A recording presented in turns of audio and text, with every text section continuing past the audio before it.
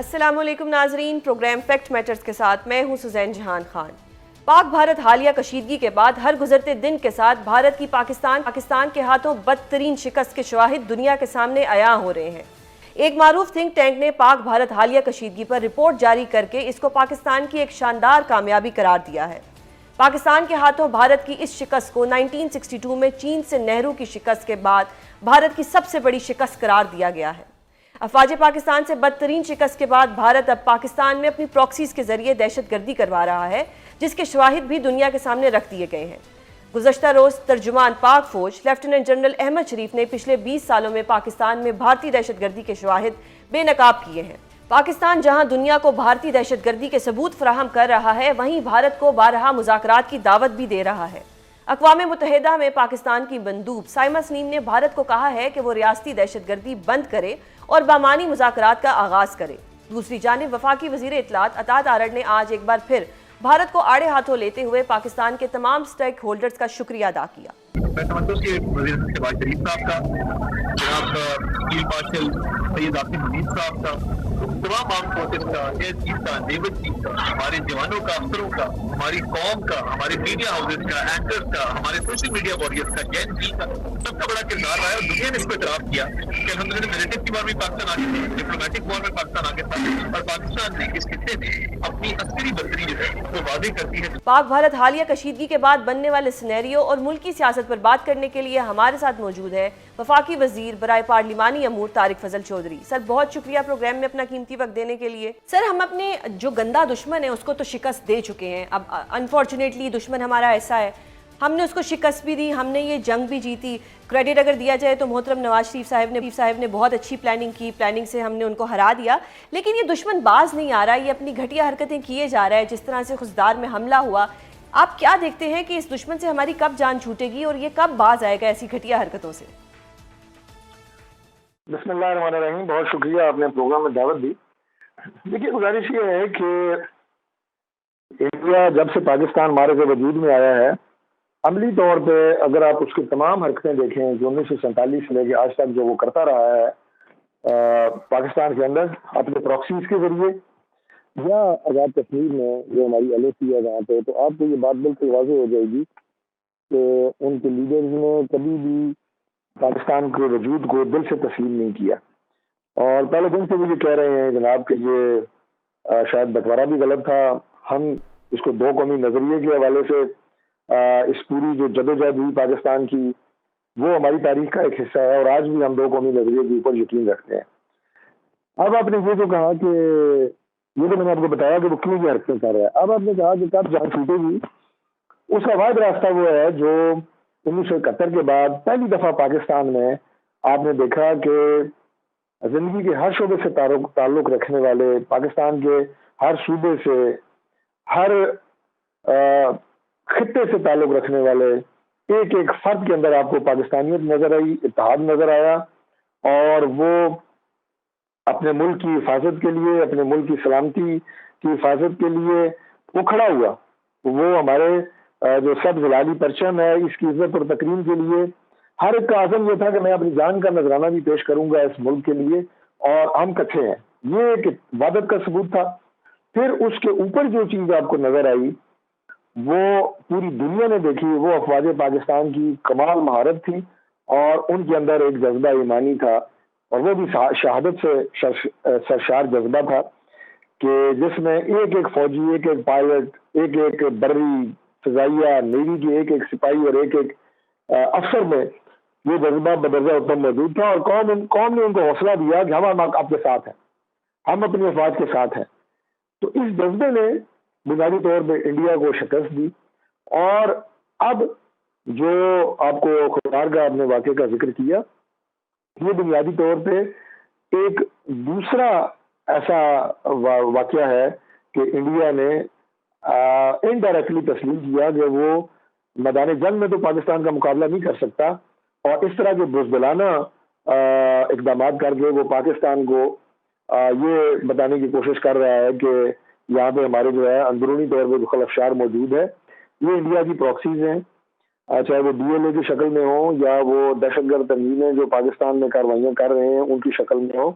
इनसे इंशाअल्लाह ताला निपटना ہماری سیکورٹی فورسز مسلح افواج بہت اچھے طریقے سے جانتی ہیں اور ان کا کلا کما کیا جائے گا. میں گورنمنٹ کے حوالے سے آپ کو بالکل اپنا یہ آفیشیل اسٹیٹمنٹ دے رہا ہوں کہ as a member of the cabinet ایک دہشت گرد کے خاتمے تک انشاءاللہ ان کے خلاف جو ہماری سیکورٹی فورسز اور ہماری افواج پاکستان کوآپریشن کیے ہوئے ہیں جاری، وہ جاری رہے گا. ایک دہشت گرد کا خاتمہ ہوگا. پاکستان کی سرزمین جو ہے یہ پاک سرزمین ہے. یہاں سے اس طرح کے گندے لوگ جو اپنے آپ کو کبھی لسانیت کی بنیاد کے اوپر، کبھی مذہب کی آڑ میں اور کبھی کسی اور آڑ میں یہاں پہ فتنہ اور فساد پھیلا رہے ہیں، جنہیں ہم کہتے ہیں کہ یہ الخوارج ایک گروپ ہے جس کے پیچھے اسپانسر انڈیا ہے، اس کو ہم انشاءاللہ تعالی بالکل اس کا کلا کما کریں گے. اور اگین آئی ول ریپیٹ کہ افواج پاکستان کا morale الحمدللہ بلند ہے. ہمارے جو آرمی چیف ہیں فیلڈ مارشل منیر صاحب، اور اس کے ساتھ ہمارے جو باقی افواج ہیں، فضائیہ ہے، اس کے سربراہ ظہور بابر سدھو صاحب ہیں، نیول چیف ہیں، ان کی سربراہی میں جس طرح کمال مہارت، اور یہ ضرور ایٹ دی کاسٹ آف آپ یہ کہیں کہ ریپیٹیشن میں کہوں گا کہ جب میں یہ کہتا ہوں کہ کمال مہارت، تو یہ میرا کہنے کا مقصد ہوتا ہے کہ جدید جنگی تاریخ میں یہ ایک تاریخ رقم کی ہے ہماری افواج نے، نو ڈاؤٹ سر، اور پوری دنیا کے لیے ایک ٹیسٹ کیس بنا دیا ہے. یہ morale اور یہ جذبہ انشاءاللہ قائم رہے گا. قوم کے اندر اتحاد رہے گا. انڈیا ہماری طرف میلی آنکھ سے نہیں دیکھ سکے گا. درست سر، بالکل یہ بات ذہن میں رکھیں. درست سر. سیز فائر تو ہو گیا لیکن پانی کا مسئلہ بھی اسی طرح ہے، تو یہ پانی کا مسئلہ کب حل ہوگا؟ کیونکہ یہ تو بنیادی حقوق کی خلاف ورزی ہے. پانی کا مسئلہ ہے انڈیا اور پاکستان میں جو انڈس واٹر ٹریٹی سائن کی گئی تھی، یہ دو ممالک میں ہوئی تھی، لیکن اس کو فائنل کرنے میں دنیا کے بہترین جو ماہرین ہیں وہ بیٹھے تھے، اور بین الاقوامی قوانین کو مد نظر رکھتے ہوئے یہ ٹریٹی ہوئی تھی. اور اس میں یہ نہیں ہوا تھا جناب کہ ایک دریا میں پرسنٹیج کی بنیاد کے اوپر پانی کی تقسیم کر دی جائے، اتنے پرسنٹ تم لے لو، اتنے پرسنٹ ہم لے لیں، کیونکہ اس سے گمان یہ تھا کہ مستقبل میں پھر یہ معاملہ جو ہے خراب ہوگا. لہذا کچھ دریا مکمل طور پہ ادھر چلے گئے، کچھ مکمل طور پہ پاکستان کو دے دیے گئے. اور بین الاقوامی قوانین میں پانی کی رسائی کو کسی ملک کا روکنا وہ ایکٹ آف وار سمجھا جاتا ہے، وہ بنیادی حقوق کی خلاف ورزی سے آگے کی چیز ہے. اور اس کے ساتھ جس طرح آپ کو بیسک جو آپ کے رائٹس ہیں، جس میں پانی بھی ایک رائٹ ہے، اور اس سے آگے اگر دیکھیں تو اسی چیپٹر میں اگر آپ یو این ریزولوشنز کو دیکھیں گے، یو این چارٹر کو دیکھیں گے، تو جس طرح آپ کو جینے کا ایک رائٹ ہے، رائٹ ٹو لیو، اسی طرح یہ جو پانی کا حصول ہے یہ بھی آپ کا اتنا ہی بڑا رائٹ ہے. لہذا اس کو سٹرائک کرنا یہ بالکل ایسا ہے کہ جیسے کوئی آپ کے جینے کا جو حق ہوتا ہے اس کے اوپر سٹرائک کر رہا ہو. اور ہمارا اس کے اوپر بڑا واضح موقف ہے. ہم اگر انڈیا نے یہ حرکت کی تو اسے ایکٹ آف وار سمجھیں گے، اور اپنے سیلف ڈیفنس کے طور پہ ہمیں پورا اختیار ہوگا کہ ہمارے پانی کو روکنے کی اگر کوشش کرنے والے تمام اقدامات ہیں اسے ہم اسی طریقے سے ٹیکل کریں جس طریقے سے ہم نے 9 اور 10 مئی کو انڈیا کو ٹیکل کیا تھا اور اسے جواب دیا تھا. درست سر. سر اس آئی ایم ایف کی اگر بات کریں تو پہلے تو بھارت نے بہت کوشش کی کہ آئی ایم ایف ہمیں قرض نہ دے، لیکن آئی ایم ایف کے ساتھ ہمارے مذاکرات رہے، ہمیں قرض مل گیا.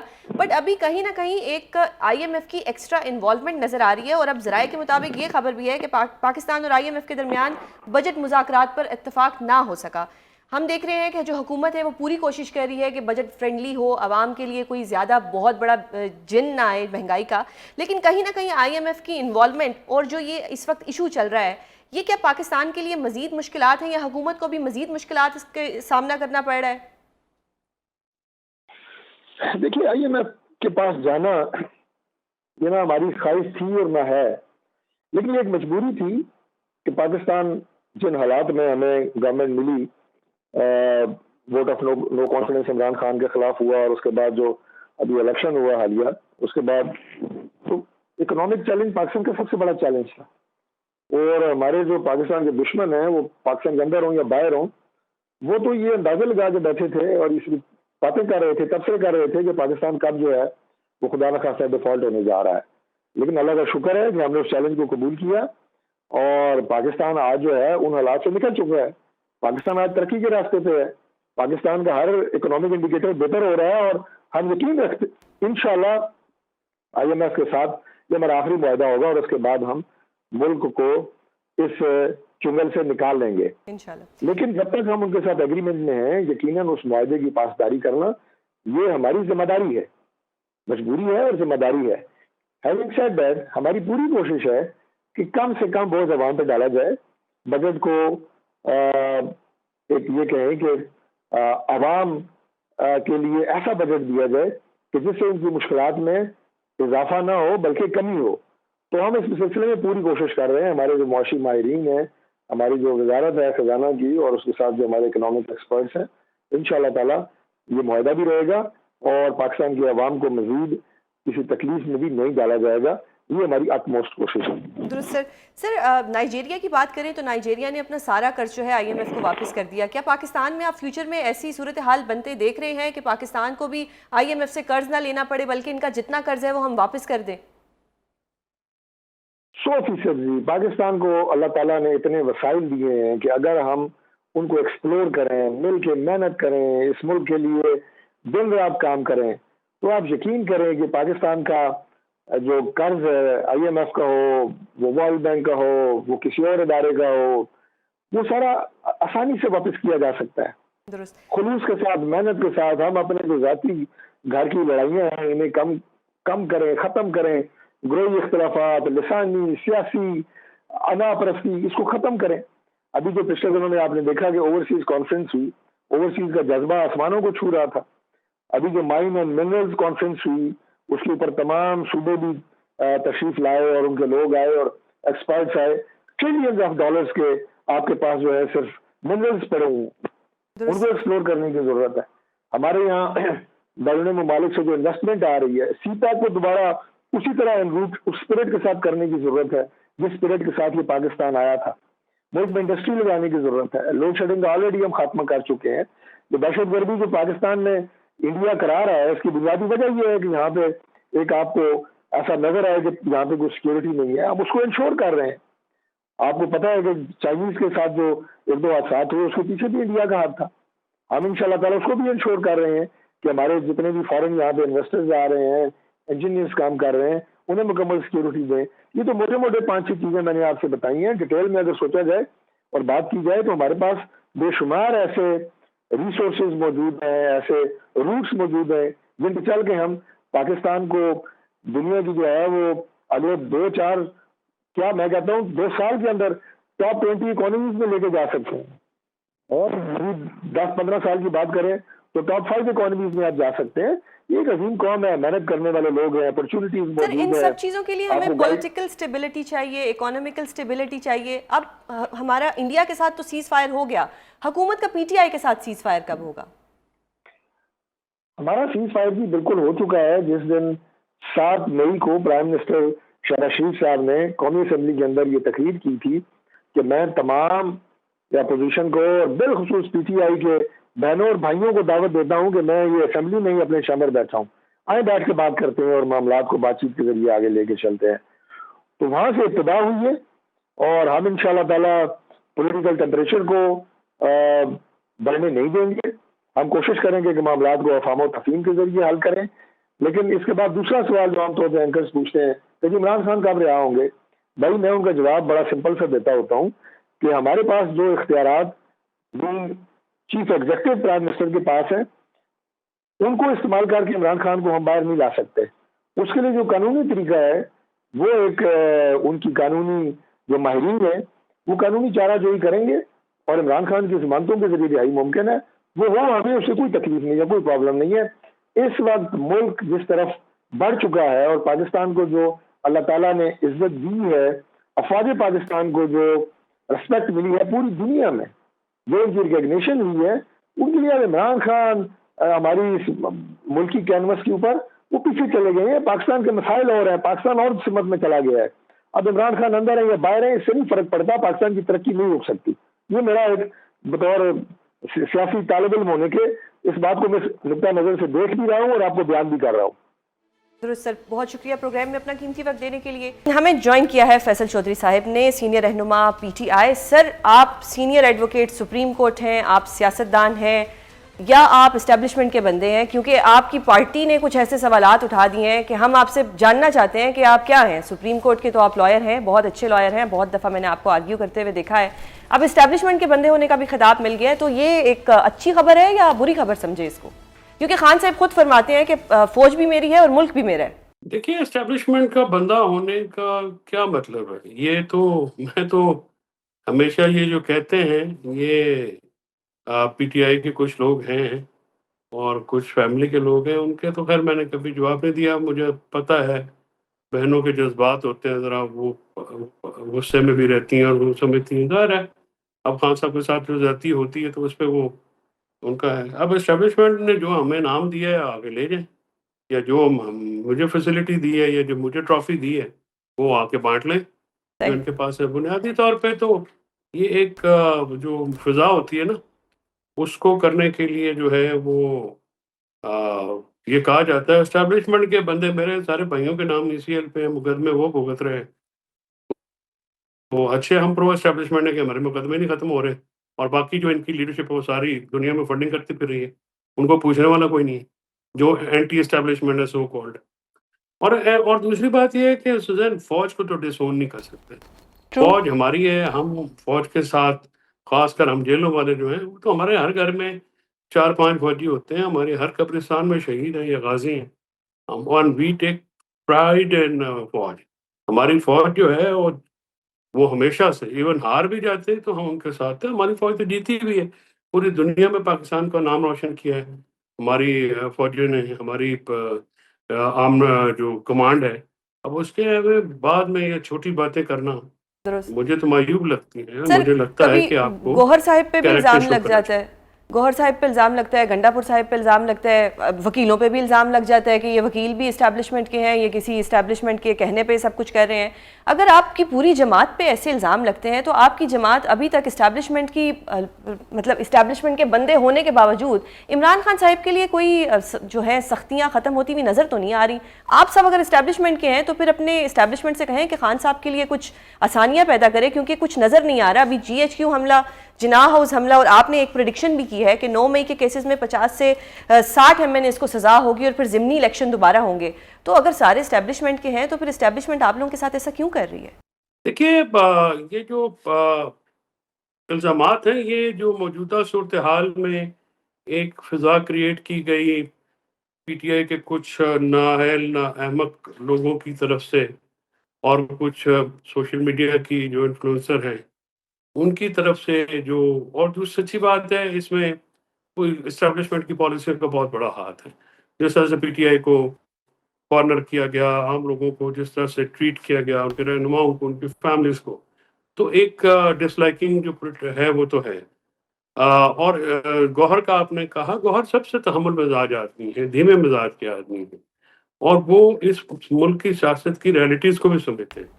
علی امین دھیمے مزاج کے نہیں ہیں لیکن بہت سمجھدار آدمی. اسی طرح سے جو لوگ یہ جنگجو سوچ رکھنے والے جو پی ٹی آئی کے اندر لوگ ہیں، جو پتہ نہیں ملک میں خانہ جنگی چاہتے ہیں، اور ان کا خیال یہ ہے کہ، اور عمران خان صاحب کو بھی ایک کانسٹنٹ مس انفارم کرتے ہیں کہ جی باہر 2.5 لاکھ بندہ اکٹھا ہو گیا، باہر لاکھ بندہ اکٹھا ہے. عمران خان کی ذات ہو تو اس کے لیے 5 لاکھ 7 لاکھ بندہ بھی اکٹھا ہو جائے، لیکن ان کا خاندان، ان کی ہوں افراد ہوں یا پارٹی کے لوگ ہوں، تو میرا جو اوپینین ہے، یہ میرا انالیسز یہ ہے کہ ان کے لیے لوگ نہیں نکلیں گے. ابھی 9 مئی کے کیسز ہیں، اس میں 50-60 ایم این ایس کو ہرا دیا جائے گا اور پھر ضمنی انتخابات دوبارہ ہوں گے، تو پھر تو کوئی صورت نظر آ ہی نہیں رہی. اب دیکھیے، اگر آپ راستہ نہیں نکالیں گے تو پھر اگلے تو پھر جو بند گلی ہے اس کو مزید گلیاں بند کریں گے. تو اس لیے آپ اتنی ایکسٹریم پہ کیوں جاتے ہیں؟ جب آپ کو اب ٹیمپریچر نیچے لانا پی ٹی آئی کے فائدے میں ہے. دیکھیں، جنگ اور پہلگام اٹیک سے پہلے ملک میں اور حالات تھے. پہلگام اٹیک کے بعد ملک کے حالات بدلے، فوج کو پاپولیرٹی حاصل ہوئی ہے کیونکہ فوج نے ہندوستان کے ساتھ جنگ کی ہے، بالکل. اور لوگ فوج کو ہندوستان سے ہی جنگ کرنا دیکھنا چاہتے ہیں، اور وہاں پہ کامیابی وہ لوگ اون کرتے ہیں، فوج کو اون کرتے ہیں. تو ٹمپریچر ڈاؤن کرنا اس وقت پی ٹی آئی کے مفاد میں ہے، نہ کہ ٹمپریچر کو ہائی کرنا. اس کی وجہ یہ ہے کہ اس صورتحال میں میرا انالیسز یا میری اوپینین یہ ہے کہ آپ تحریک نہیں چلا سکتے، اس تحریک کو پاپولر نہیں کیا جا سکتا. اور اس کے لیے اگر آپ کریں گے تو پھر ایکسٹریم میئرز لینا اگلوں کے لیے زیادہ آسان ہے اس وقت. صحیح. اور آپ کا یہ جو کیونکہ جنگ آن گوئنگ ہے، ملک کی اکانومی فریجائل ہے، اس وقت آپ کو ڈفرینشیٹ کرنا پڑے گا حکومت اور اسٹیبلشمنٹ میں، اور یہ راستہ نکالنا پڑے گا. اور راستہ ہے، راستے نکل سکتے ہیں، لیکن اس کے لیے آپ کو ایک ٹیم وہ بنانی پڑے گی جن کو راستے بنانے آتے ہیں، اور ان کو فری ہینڈ بھی دینا پڑے گا تاکہ وہ آپ کی رہائی کے لیے کوشش کر سکے. کیونکہ عمران خان صاحب کو بہت زیادہ دیر اندر بھی رکھنا ایک پرابلم ہے، اس سے عدم استحکام بڑھے گا سر اس وقت، پرابلم کیونکہ کس طرح سے پبلک ہے؟ کی جو سیاسی سپورٹ ہے. پبلک تو اب ہاتھ پہ ہاتھ رکھ کے بیٹھ گئی ہے. ٹھیک ہے، پبلک 26 نومبر کو آئی تھی، بشرا بی بی نے ایک تحریک چلائی تھی، وہ کسی حد تک کامیاب ہو سکتی تھی، لیکن شاید ان کا وہ پولیٹیشنز کی طرح ایک تجربہ نہیں تھا. اس کے بعد بشرا بی بی بھی جیل میں چلی گئیں. گنڈا پور صاحب اس وقت سی ایم ہیں، ان کو تو ان کی بہت ذمہ داریاں ہیں، وہ تحریک چلا پاتے ہیں نہیں چلا پاتے. قیادت کے اوپر یہی الزام لگتا ہے کہ قیادت کمپرومائزڈ ہے. تو یہ جو کرنٹ قیادت ہے، اس سے کوئی تحریک نظر تو نہیں آ رہی، اور عوام بھی اس وقت فوج سے خوش ہے، حکومت سے بھی ایک طرح سے خوش ہے، کیونکہ سب کچھ ٹھیک ہو رہا ہے، معاشی اشاریے صحیح جا رہے ہیں. تو پھر تو کوئی تحریک بھی نہیں نظر آ رہی، عدالتوں سے ریلیف بھی نظر نہیں آ رہی، یعنی کہ کچھ ہم دیکھ نہیں رہے. اگر میں آنیسٹ بات کروں تو کچھ نظر تو نہیں آ رہا. میں نے یہی بات عمران خان صاحب سے بالکل یہی باتیں کی تھیں. میں نے کہا کہ اگر آپ کو ان عدالتوں سے امید ہے تو پھر ظاہر ہے، پھر میں کیا کہہ سکتا ہوں. اور اگر آپ یہ کہہ سکتے ہیں کہ جو تحریک ہے، وہ تحریک اگر آپ عمران خان صاحب کو یہ کہیں گے جا کے کہ باہر 2-2.5 لاکھ بندہ اکٹھا ہو سکتا ہے، ہو رہا ہے، آپ کی جیت آپ کی، عمران خان صاحب کی ذات کے لیے اکٹھا ہو سکتا ہے، آپ کے لیے تو کوئی نہیں ہوگا. تو یہ تحریک کس نے چلانی ہے؟ اس کے لیے نہ وہ اس کا، میں وہی آپ کی بات کو بالکل سیکنڈ کرتا ہوں کہ اس وقت پھر سیاست کرنی پڑے گی نا. اس لیے تو اس کو آپ کو جو بند گلی کھولنے کے لیے پھر آہستہ آہستہ بعض اوقات لمبی چھلانگ لگانے کے لیے 2 قدم پیچھے بھی ہٹنا پڑتا ہے. تو یہ گفتگو جو ہے، یہ ان سے کسی کوئی سر کرے گا جو آپ سب سے گفتگو زیادہ. کی تو بات کریں، اگر یہ گفتگو کرنے آپ جاتے ہیں یا گوہر صاحب جاتے ہیں تو پھر علیمہ آپا آپ لوگوں کے اوپر الزام لگا دیتی ہیں، پارٹی کے اور لوگ الزام لگا دیتے ہیں کہ یہ تو اسٹیبلشمنٹ کے بندے ہیں، اس لیے ان کی ملاقات ہو جاتی ہے. تو پھر تو اپنے جو ہیں اپنے ہی مسئلہ کر رہے ہیں خان صاحب کے لیے، کہ جب کوئی سمجھانے بھی جاتا ہے تو اس پہ بھی الزام لگ جاتا ہے. وہ تو بنیادی طور پہ ان کا تو ہے نا کہ کوشش ہے کہ قبضہ کر لیں پارٹی کے اوپر، جو لوگ باہر لیڈرشپ ہے. ریما بی بی اور بیبیوں کی تو بہنوں کا تو اور ہے نا، وہ تو جذباتی ایک معاملہ ہے. یعنی کہ یہ باقی ساری جو ہے اقتدار کی جنگ ہے. وہ سمجھتے ہیں کہ عمران خان کے جی وہ اندر رہیں گے تو ہم قبضہ کریے رکھیں گے پارٹی پہ، اور یہ اور وہ. لیکن لوگ نہیں زیادہ دیر رہتے، اور آپ کی بات بالکل درست ہے کہ پچھلی بار بشرا بی بی لے آئی تھی، لیکن ان کا کیونکہ پولیٹیکل ایکیومن اتنا نہ ہے بھی نہیں، ظاہر وہ گھریلو خاتون ہے، ان کو سیاست کا پتہ نہیں ہے، ایگزٹ پلان ان کے پاس ہے نہیں تھا. اور انہوں نے وہ ایک بڑا افیکٹولی کوشش تو کی، لیکن بندے بھی آئے بھی ہو گئی، لیکن پھر اس کے پاس بلڈ اپ نہیں ہو سکا نا، مٹیریلائز نہیں ہو سکی. پارٹی اس پہ بھی بکری ہو گئی. 8 فروری کو الیکشن جیت کے 9 کو پھر بکری ہو گئے. اسی طرح سے جو ہے ابھی جیسے ابھی جنگ کے دوران رہائی کی بات کرنے کی کیا ضرورت ہے جب عمران خان صاحب نے خود بھی نہیں کر رہے، انہوں نے کبھی نہیں بات کی. آپ کچھ ٹائم ہوتا ہے جب آپ بالکل کھڑے ہو جاتے ہیں ملک سر کے تو یہ ساتھ، تو گنڈا پور ایسا ٹائم صاحب کا ہوتا ہے. اپنا ڈیسیژن تھا کہ خان صاحب کا پیرول جو ہے وہ فائل کر دیں؟ نہیں، یہ کور کمیٹی اور انہوں نے پولیٹیکل کمیٹی نے کرایا تھا. بعد میں بیچارے الزام علی امین کے اوپر لے آتے ہیں جو آپ مطلب بازار کسی کو دیتے ہیں، یہ سارے شامل ہیں اس میں. پیرول کی پٹیشن کر کے رات کو جو ہے وہ جس طرح سے تیار کرائی گئی، فائل کی گئی. پیرول کی پٹیشن جو ہے وہ ٹرک کی بتی ہے بنیادی طور پہ، وہ کروائی ہے. اب اس کو ڈسپوز آف بھی نہیں کیا، وہ وہاں پہ رکھیں گے. اور زیادہ دیر نہیں ہے پی ٹی آئی کے پاس. P T I has lost many votes.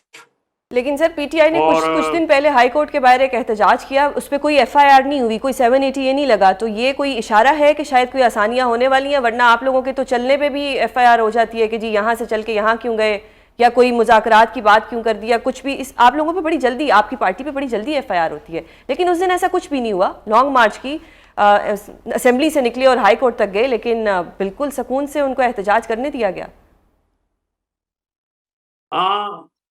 ٹھیک آپ کہہ رہی ہیں، لیکن وہ اتنی بڑی تعداد نہیں تھی نا کارکنان کی. دوسری بات یہ ہے کہ اس میں نہ تو اپوزیشن لیڈر تھے نہ جنرل سیکرٹری تھا، وہ تو وہاں پہ نہیں تھے. تو گوہر آیا تھا. گوہر غریب کو سارے رندہ رکھ لیتے ہیں، اس پہ سارے تنقید کر لیتے ہیں، شریف آدمی ہے جواب نہیں دیتا. تو اس کی جگہ ہم جیسے ہوں تو پھر ہم تو منہ توڑ جواب دے لیتے ہیں. سر تو جنرل وہ سیکرٹری نہیں ہوں گے, اپوزیشن لیڈر نہیں ہوں گے, بڑے بڑے نام نہیں ہوں گے, تو پھر پاکستانی عوام اس گرمی میں کیوں آپ کی خاطر نکلے؟ وہ کہتے ہیں 5 لاکھ بندہ آ جائے, اسپیچ میں کروں گا, پھر ہم عمران خان صاحب کو چھڑا لیں گے. تو اگر بندے اتنے آ جائیں تو پھر آپ کی کیا ضرورت ہے, آپ کا پھر چارٹ سر ڈال کیا دیں گے. کریں, کوئی دعا کریں, وظیفہ کریں, کیا کریں؟ نہیں, دعاؤں وظیفوں کے تو سر سارے پاکستان عمران خان کے لیے کر رہا ہے. اس غریب, اس شریف آدمی پہ, اس بڑے آدمی پہ, اس پاکستان کی امید کے اوپر رحم کرے اور اپنی نااہلی اور ان کی بنیاد کے اوپر, ان کی ذات کے اوپر سیاست نہ سیکھیں. اور میں چاہوں گا کہ فیملی بھی جو ہے نا وہ تھوڑے ہاتھ ہولا رکھے. ہاتھ ہولا بھی رکھے اور ان غیر ضروری ایلیمنٹ کو نہ پروڈیوس کرے. اور یہ جو سیاست کے معاملات ہیں سر ویسے سیاستدانوں پہ اگر یہ کہا جائے کہ فیملی سے یا پی ٹی آئی کے جو لوگ ہیں, جو خان صاحب کے وکلا ہیں یا جو قیادت ہے, اگر ان کو میڈیا پہ آنے سے روک دیا جائے یا ان کی ٹویٹس رکوا دی جائیں تو شاید خان صاحب کے لیے کوئی آسانیاں ہو سکتی ہیں. بہت سارے لوگ ایسے ہیں جن کی زبان بندی ضروری ہے, جن کو پتہ نہیں ہے اور وہ جلدی پہ آگ ڈالتے ہیں. ان کی نیت ہو نہ ہو وہ ایسا کام کرتے ہیں. جیسے مشکلات عمران خان کی, ان کو کیا تکلیف ہے, وہ تو سارے باہر ہیں. درست. پرابلم تو عمران خان کو ہے. وہ سر ایک اور چیز کہ یہ جو پولی گرافک ٹیسٹ ہے, بطور وکیل آپ اس کو کس طرح سے دیکھتے ہیں کہ کیا یہ ہونا چاہیے, نہیں ہونا چاہیے, اور اس کی کیا کیا کنڈیشنز ہوتی ہیں جن میں یہ پولی گرافک ٹیسٹ ہو سکتا ہے؟ یہ تو ایک ججمنٹ ایک سپریم کورٹ کے کافی سارے ہیں. وہ پولی گرافک ٹیسٹ آپ امپوز تو نہیں کر سکتے. وہ تو ایک ایسا فزیکل ٹیسٹ ہے. وہ تو اگر پولی گرافک مشین جو ہے, اور پھر ان لوگوں کے اوپر کون اعتبار کرے, وہ جو ہے وہ جو مرضی اس کا سافٹ ویئر بنا کے لیں. پولی گرافک تو وہاں پہ ہو نا جہاں پہ انڈیپینڈنٹ ہو معاملات. تو پولی گرافک ٹیسٹ سے ویسے بھی کچھ نہیں ہوتا. تو یہ جو انہوں نے سارا معاملہ کیا, وہ تو میں حیران ہوں کہ سپریم کورٹ میں کوئی کام آج کل ہوتا ہی نہیں ہے. کوئی مجسٹریٹ لیول کا آپ کیسے کہہ سکتے ہیں کہ جی آپ جا کے دوبارہ درخواست دے دیں یا ریمانڈ. آپ نے جو بھی فیصلہ کیا تھا آپ ان کو کہیں جی ٹھیک ہے. ریمانڈ کے فیصلے پہ جب ہم شہباز گل کا ایک پٹیشن لے کے گئے تھے تو ہمیں تو ڈانٹ پڑتی تھی کہ جی آپ ریمانڈ اب سپریم کورٹ ڈیسائیڈ کرے گی. تو ان کیسز میں اس لیے تو میں نے کہا عمران خان صاحب کو, اور میں نے بڑا کیٹیگوریکل کہا تھا, میں نے کہا اس کورٹ پیکنگ کے بعد آپ کو کیا امید ہے ان عدالتوں سے. تو یہ چھوڑیں, یہ تو سارا سیاسی معاملہ ہونا ہے.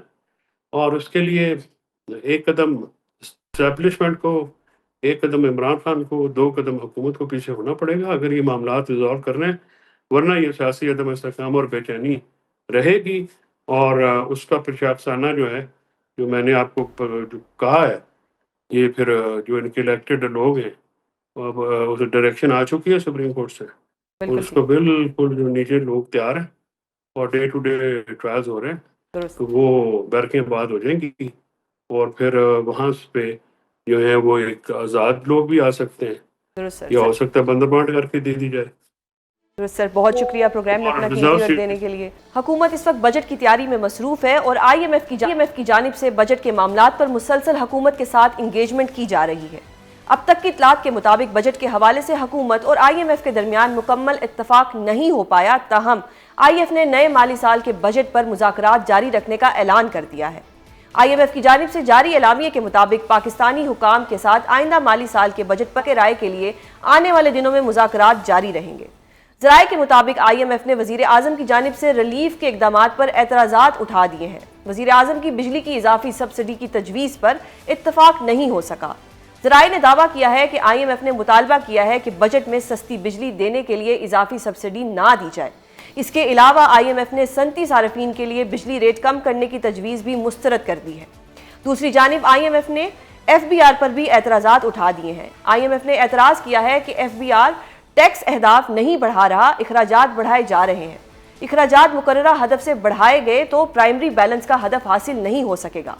آئی ایم ایف نے واضح کیا ہے کہ پرائمری بیلنس کا سرپلس ہدف حاصل کرنا قرض پروگرام کی انتہائی اہم شرط ہے. دوسری جانب ترجمان وزارت خزانہ نے تصدیق کی ہے کہ وفاقی بجٹ 10 جون کو قومی اسمبلی میں پیش کیا جائے گا, جبکہ اقتصادی سروے 9 جون کو پیش کیا جائے گا.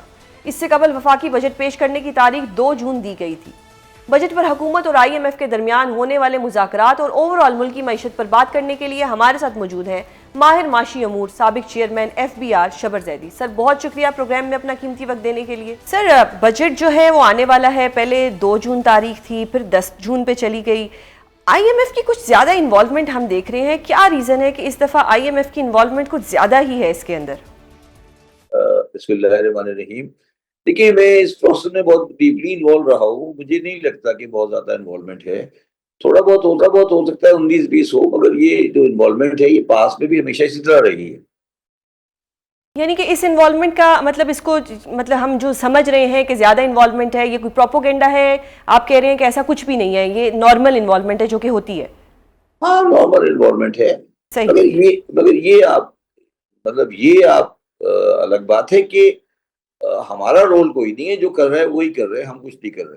صحیح سر. اور ابھی یہ جو جتنے بھی IMF کے ساتھ مذاکرات ہو رہے ہیں، ان کی ٹیمز کے ساتھ ہمارے مذاکرات چل رہے ہیں، ابھی تک کوئی ایک جو فائنل پوائنٹ ہے اس پہ کچھ ابھی تک سامنے نہیں آ رہا.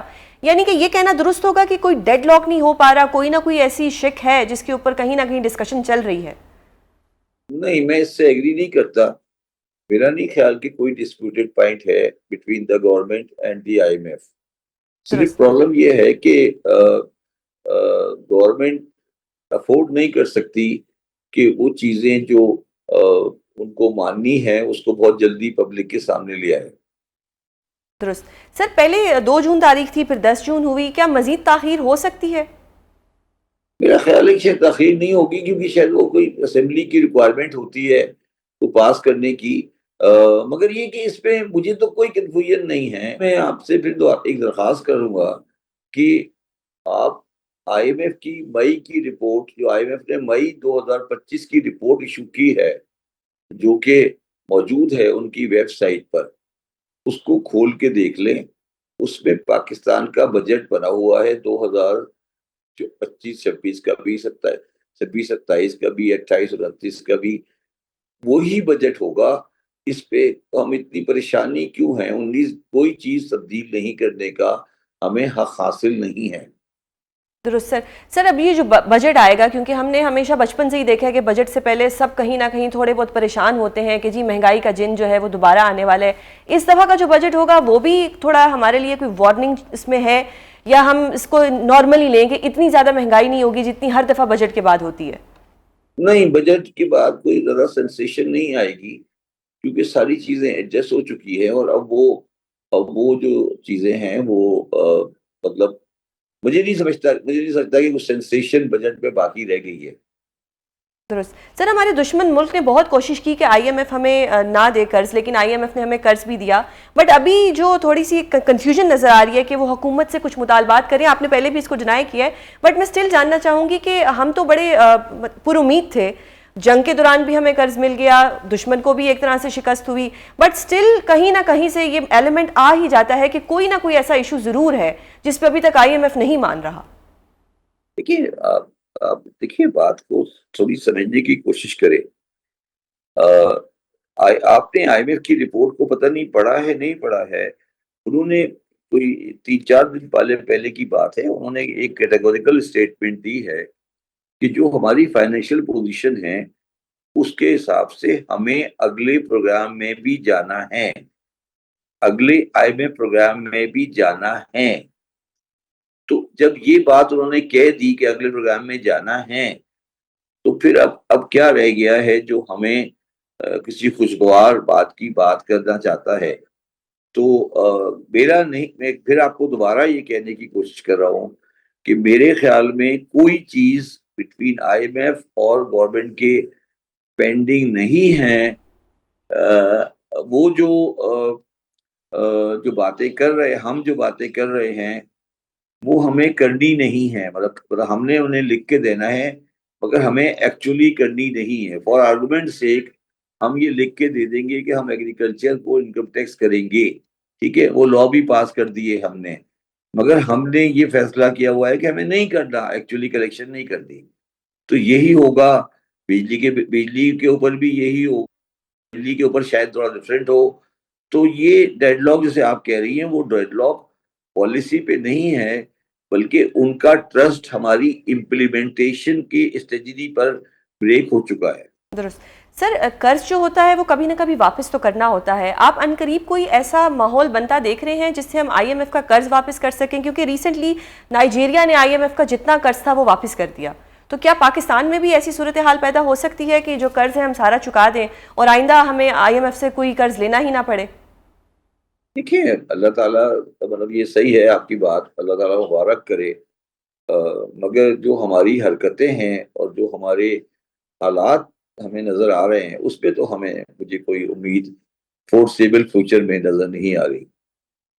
درست سر، ابھی جو معاشی اشاریہ ہیں اگر ان کی بات کریں، جو حکومت جتنے بھی انڈیکس دیتی ہے، جو گرافس ہم دیکھتے ہیں وہ تو بہت اچھے جا رہے ہیں، لیکن جو عام آدمی ہے، جو ایک غریب آدمی ہے، اس کو اس سے فائدہ نہیں ہو رہا، اس کی کیا وجہ ہے؟